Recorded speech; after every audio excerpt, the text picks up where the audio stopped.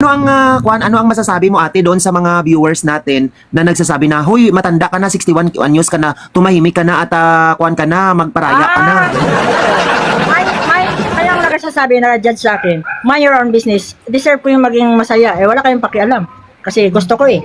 So, yung buhay nyo na lang, asikasuhin nyo kasi kanya-kanya tayong kapalaran. Nobody's perfect. Hindi naman lahat ng tao o mga viewers to malilinis. Mayroon yung mga past kahapon, di ba? Eh ako talaga masyado lang akong matalino. At saka real talk.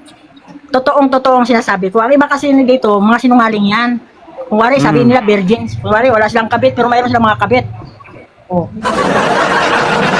Kung wari, ano sila, hindi sila tigang. Nako, nag-extra din yan, mga yan iba. Akala mo lang, yung maganda lang, pero yung mga pangit, hindi nila sinasabi. Ako, pangit o hindi, nangyari sa buhay ko, sinasabi ko dahil real talk to, live to. So, ang masasabi ko lang, mind your own business. Kahit mga may gurang na kami, at least may pila kami kaysa inyo. Mga judgmental, no good. So don't say bad words.